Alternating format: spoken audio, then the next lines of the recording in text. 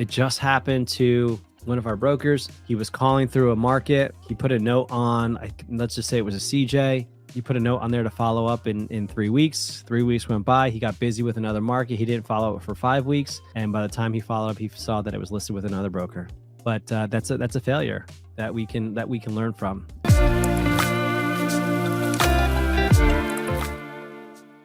Hello and welcome. My name is Tom Lelyo. I'm your ultimate jet guide. And on this channel, we help buyers and aspiring brokers to sell private jets with no experience necessary. Today, we're pulling back the curtain on failure. Failure is just one of those things that you have to come across, in anything that you're doing.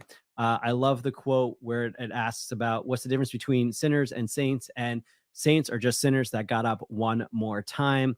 And the same thing is true. Successful people are just those people who refuse to give up and, most importantly, learn from their mistakes, because you can refuse to give up but not learn from your mistakes, and you're just going to keep failing over and over again. And so if you're experiencing failure, if you're experiencing disappointment, today we're going to talk about times where I've faced failure and disappointment. How do we discipline those disappointments so we can find ourselves becoming more and more successful moving forward? So let's talk about it. Let's get into it. What's going on, Joshua, Hayden, Nick, Pastor Vincent? It's awesome. So step one, we're going to talk about expectations. And these expectations come to yourself, self-expectation, and, others, and then clients. So let's talk about self-expectations first. When we're talking about expectations of self, I think it's really important, especially as you're first starting out as a private jet broker, to have this idea that it's going to take a lot more than you think it is. And when I first started Jet Life Aero, I thought I'd be selling jets like right away, and it just didn't work out that way. I thought I'd be selling. I had sold 20 jets every year for the past 3 years, and I thought I'd be on track to do another 20 the following year, because the industry was just booming and booming and booming. And reality is, it took a lot more work. What I found out was, when I would go out on my own and I was no longer with a brokerage, now I had to handle all the overhead. I had to pay for the JetNet subscriptions. I had to pay for the email. I had to pay for the marketing, the controller ads, the trade plane ads, and it started to add up. So not only was I not making the volume of calls I needed to make, but I was because I was distracted, but also I was paying out more money. There was more investment on my part. So even though I got 100% of the commission check, I mean, I was basically back to 60-40, where the company was getting 60% of the paycheck, and I was only getting 40%, because I had to build up the stream of revenue so that it would start to make sense. So with regards to expectations, one of the ways that you can fend off disappointment, and one of the ways that you can, get your mind right, is to just 10x. Like, I love Grant Cardone's book, The 10x Rule. And I think we have it here somewhere. Yeah. So the 10x rule is a fantastic book, because it says the only difference between success and failure is the 10x rule. And what it does is, it really just kind of helps set your mind clear that if you think you need to make, 100 calls a day, you should be shooting for 1,000 calls a day, and just shoot for 1,000, and you'll blow way past 100. And the volume, or the effort that you put out, if you put out a 10x effort, comes back to you much more. It's get your mind right that, like, why would I expect to have someone list their jet with me? So let's take a step back. Let's talk about how to get a listing for a private jet. You have to, you're brand new into the industry. You've taken the course. You've learned about the market. You've become knowledgeable about the aircraft, the market, how things work, the process of selling a jet. And now you're going to call a random stranger who's a multi-millionaire, super successful person, right? You're going to call them out of the blue. You're probably going to interrupt their day. Maybe they're in a meeting. Maybe they're with their family. And you're going to talk to them. You're going to be like, hello, my name's Tom. I know you don't know me, but will you trust me with your multi-million-dollar asset to sell it for you? Great, thanks. That's what we're trying to do. And so people, who come to me and want to learn how to be a jet broker, sometimes, we make it look, I want it to be accessible for people, because, I was able to do it with no experience necessary, but it's going to take a certain mindset, a 10x mindset, to actually be successful at this. So when I tell you guys, you got to make 50 to 100 calls a day, like, I mean it. And I really I think you should make more than that, but people will come in and they'll make 10 calls a day. or 5 calls a day or 20 calls a day. And then after 30 days, they're like, Tom, I don't have a listing. It's like, okay, well, first of all, I told you between 50 and 100 calls a day. Second of all, if you have a 10x mindset, you're trying to make 100, 200 calls a day. Okay, but people come in trying to with it without a 10x mindset, and they come in with a 1x mindset, and they want to do the bare minimum possible to get the biggest result. But you got to pay the price. I was telling this to somebody yesterday on the phone. Like, listen, like it's cool that you are already in aviation. You're a pilot, and you're thinking about maybe starting a detailing business, and maybe you'll also do jet brokering on the side. I'm like, that's cool. And some people can make that work. But listen, you got to pay the price. You got to make the phone calls. You got to get kicked in the face. You got to do the learning. You got to do the education. There's no shortcuts here. I can help you with trying to make it as simple and accessible as possible. But at the end of the day, you need to take responsibility for your own life. And, it was great for me because I had a family I had to take care of. So I couldn't fail. And some of our successful brokers right now, I mean, the reason why they're successful is because they quit their jobs and they have a family to support. And now they're rocking and rolling, or they just had a real passion for aviation. They were teachable, they were coachable, and they wanted to learn. And now they're selling jets. So one of my failures, like I said, was expectation of myself. I can look back to the times where business was slow and business wasn't doing well, and I was just letting myself off the hook. Another place of failure, let's bring this back here, would be the expectations that others had on me. And what I mean by others is like mostly friends and family, and I was letting their expectations of me um, give me an excuse so that I didn't have to work as hard. And at the end of the day, I think we need to take personal responsibility for the outcome we want to see, and don't let our friends and family, like, the people you surround yourself with is the level at which you're going to play. So if you're surrounding yourself with players that are making 50, 60, $70,000 a year and they're happy, well, guess what? You're going to be happy making 50, 60, $70,000 a year. But if you're surrounding yourself with people making $100,000, 6 figures, or if they're making 6 figures per month, like that's the level you're going to play at. So be aware of who you're surrounding yourself with, and that's the level that you're going to play at. And then lastly, expectations from clients. So where I failed my clients because of expectations, there are times where I haven't gone above and beyond. There are times where a client was expecting me to catch something in a document, even though I'm not a lawyer. Things don't get caught, and that's a pain in the butt.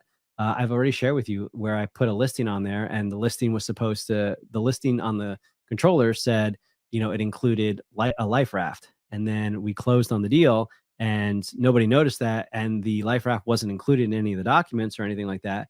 But then a week later, I get a call from the new owner. Hey, where's the life raft?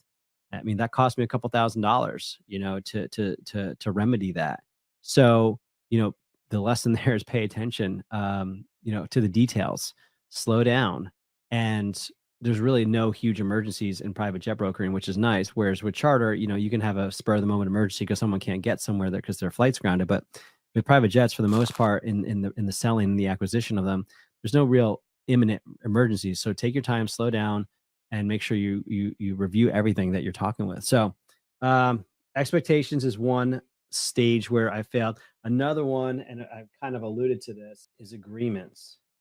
Okay, so I'll show you where we failed on the listing agreement. I'll show you where we failed on the acquisition agreement, and I'll show where we failed on the APA.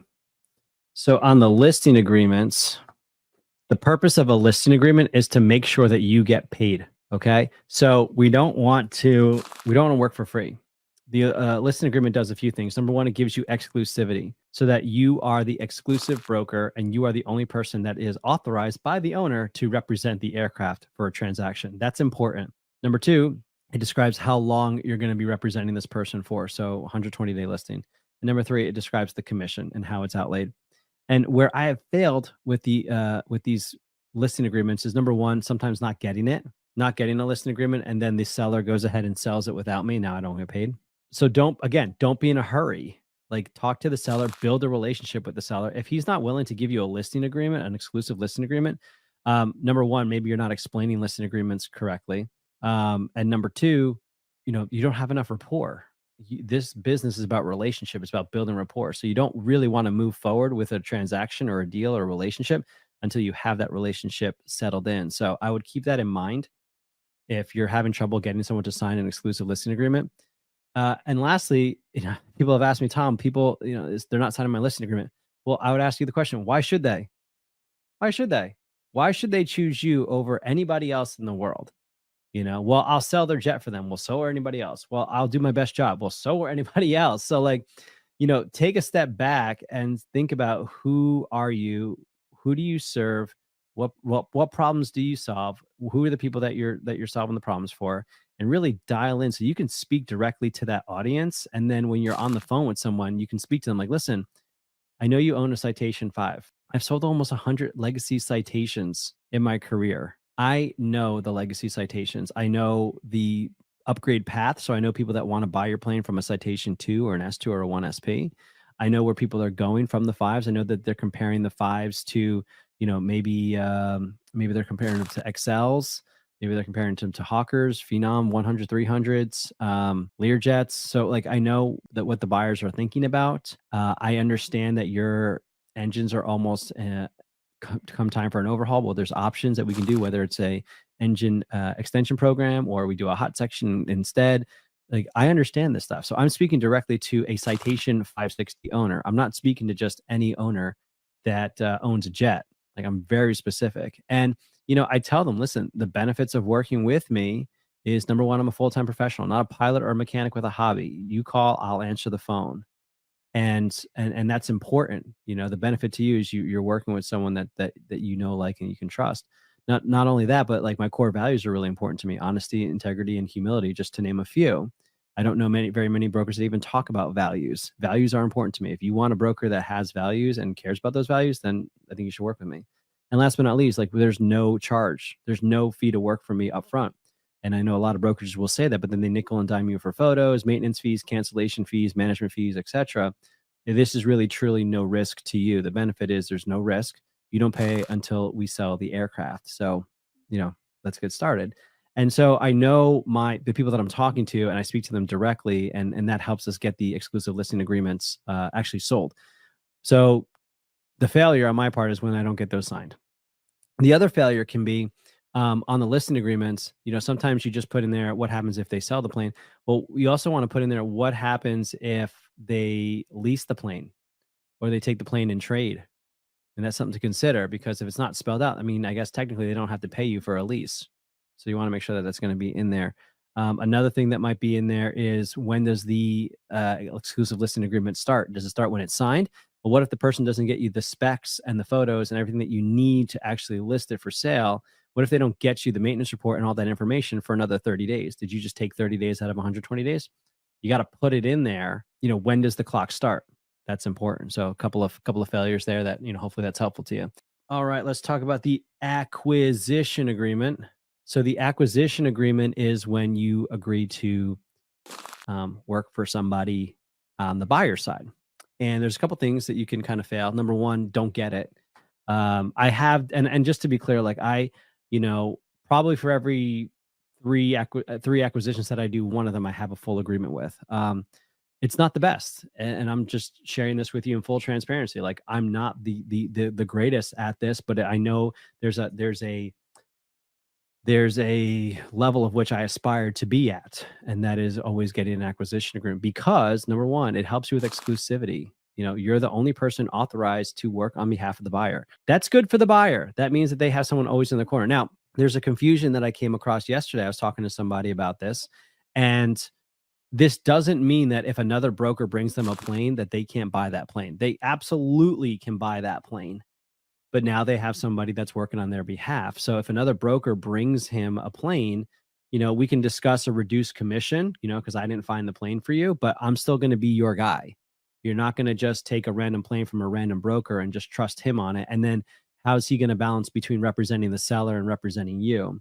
So the acquisition agreement, make sure you understand, exclusivity doesn't mean that they can't buy from anybody else. It just simply means that you're going to be with them through that process. And if you want to negotiate a reduced commission, if you don't find the plane, that's totally up to you. But I think it's important to always get the acquisition agreement, because if somebody calls me and says, yeah, I got a buyer.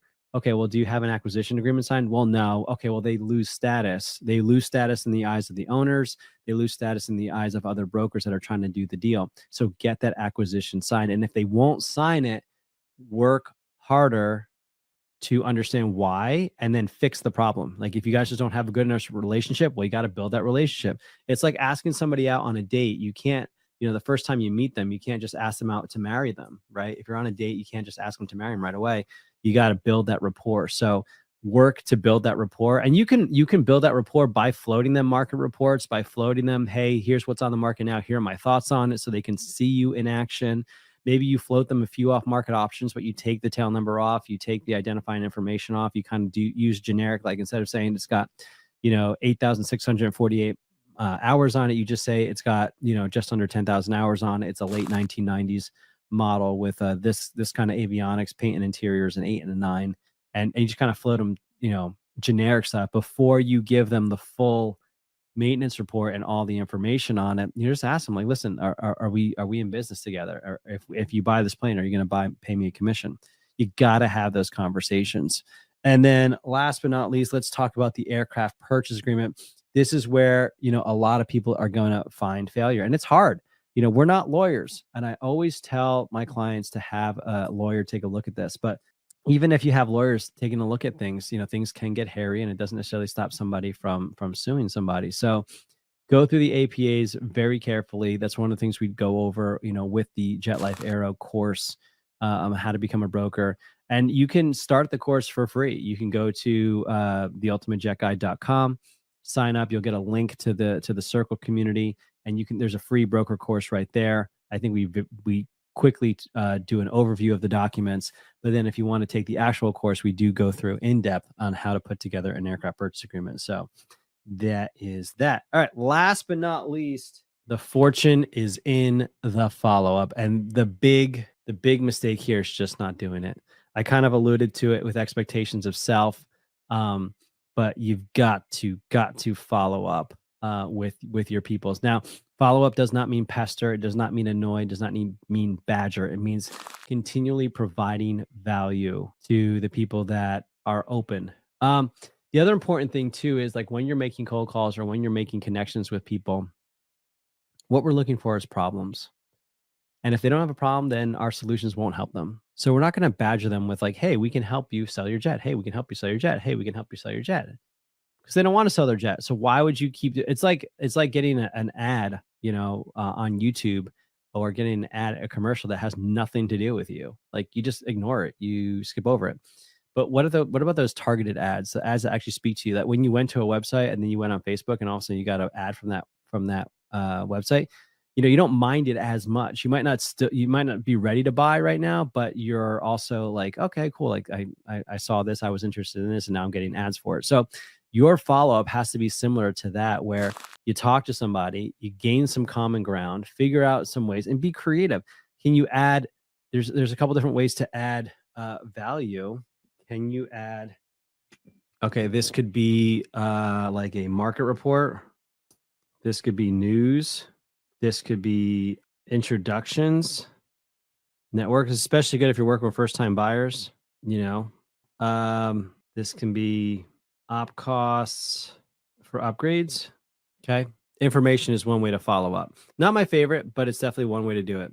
I prefer entertainment. So I'll send videos, usually funny. You can send topical entertainment, like holidays. And if you're gonna do holidays, like let's back up for a second. Can we like add some, like, everyone's gonna send them like a happy 4th of July. Okay. And it's gonna have an American flag on. It's gonna be great. What can you do to go above and beyond? Like go to YouTube for a second and find a 4th of July video, or find a 4th of July meme or something that actually means something to you. And when you send it out to them, send it via text message and be like, hey, Bill, happy 4th of July. My grandfather was in the Army and I watched a lot of military videos with my dad. It really instilled in me a sense of patriotism. I'm really proud to be here in this country, and I just wanted to share this video with you. Boom, send.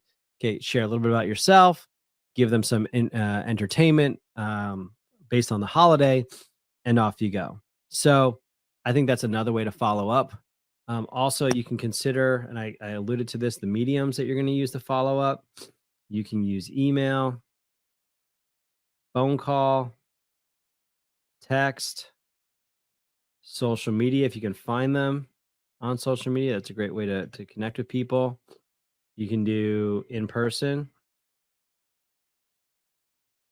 You can do a delivery if you want to do. I like to do edible arrangements sometimes, or deliver a pizza to somebody.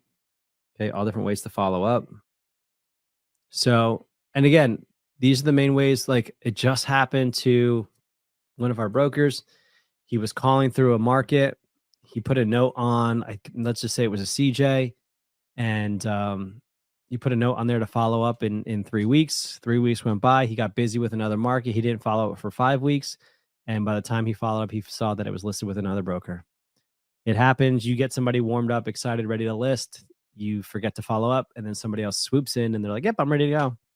It's like, but that's a failure that we can learn from. And so I hope this was helpful. If anybody has any questions, I'll stay on for another minute or two to answer any of your questions. In the meantime, I definitely encourage you guys to check out the Circle community that we do have. If you're an aspiring jet broker, you can check it out right here. Thank you so much for watching. If you haven't already, go to circle.jetlifearrow.com and check out our online community for aspiring brokers and current brokers. Here you'll find discussions, all thing aviations based, things that you're going to want to know as an aircraft broker. You can also check out our free training, as well as more resources that are available to help you to become a better jet broker. That's circle.jetlifearrow.com to begin your journey within the broker community, absolutely free.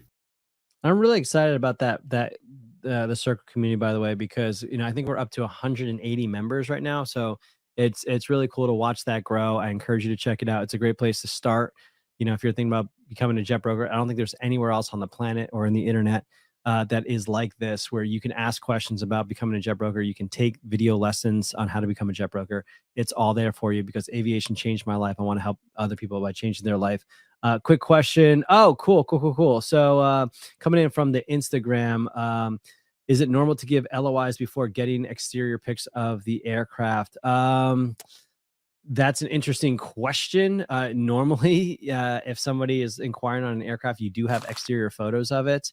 If somebody's asking for an offer before they send you photos of the aircraft, it may just be that you're not talking to the actual owner. You're talking to someone in between, like a broker or somebody, and they want to make sure that you're legit, and they're going to try and back to back the deal. So if you're going to offer $1 million, they're gonna send an offer to the owner at $800,000, see if he'll take $800K, and then he'll take the $200,000 spread from your offer to make his commission. And I'm not saying this in a nefarious way. I'm just saying in like this is a real thing.